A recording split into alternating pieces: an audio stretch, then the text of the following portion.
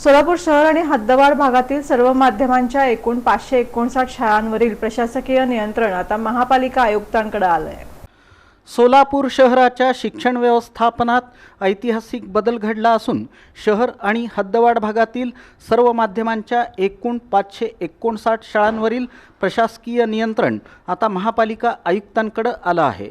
शिक्षणाचा हक्क अर्थात RTE कायद्यासह शाळांशी संबंधित सर्व अधिकार आयुक्तांकडे सोपवण्यात आले असून 31 डिसेंबर 2013च्या शासन निर्णयाची तब्बल 13 वर्षानंतर प्रत्यक्ष अंमलबजावणी होत आहे।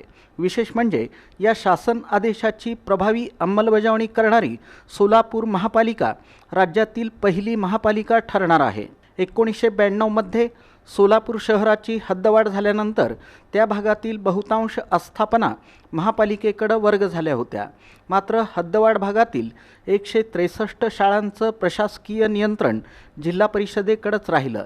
परिणामी पायाभूत सुविधा महापालिकेच्या आणि शैक्षणिक नियंत्रण जिल्हा परिषदेचं अशी दुहेरी यंत्रणा अनेक वर्षे कार्यरत होती। आता ही विसंगती दूर होऊन 34 वर्षानंतर या शाळा महापालिकेच्या प्रशासकीय नियंत्रणाखाली येणार आहेत। शासन निर्णयानुसार महापालिका हद्दीतील सर्व माध्यमांच्या सर्व परीक्षा मंडळांच्या अनुदानित आणि विना अनुदानित खाजगी शाळांसाठी महापालिका आयुक्त हेच सक्षम प्राधिकारी असतील। त्यामुळे RTE अंतर्गत प्रवेश प्रक्रिया, शाळांचे प्रशासकीय निर्णय आणि विविध शैक्षणिक कामकाज एकाच यंत्रणेमार्फत पार पडणार आहे। या निर्णयामुळे RTE प्रवेश प्रक्रिया, UDAS माहिती अद्ययावत करणं, विद्यार्थ्यांची नोंद, वर्गमंजुरी, शिक्षकांचं वेतन तसंच विविध शासकीय योजनांची अंमलबजावणी अधिक प्रभावीपणे होणार आहे। तसंच मोफत पाठ्यपुस्तके, शालेय पोषण आहार, शिष्यवृत्ती आणि इतर शासकीय लाभांचं वितरणही अधिक सुसूत्र आणि पारदर्शक होण्याची अपेक्षा आहे।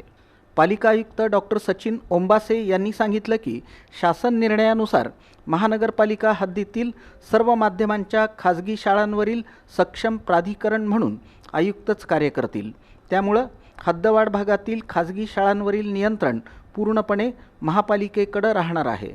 मात्र काही तांत्रिक कारणामुळे UDAS मध्ये महापालिकेकडे वर्ग झालेल्या जिल्हा परिषद शाळा पुन्हा जिल्हा परिषदेकडे वर्ग करण्यात येणार आहेत।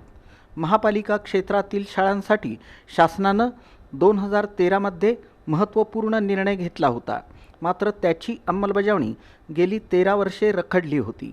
आता सोलापूर महापालिकेनं हा निर्णय प्रभावीपणे लागू करून राज्यात आदर्श निर्माण केला आहे।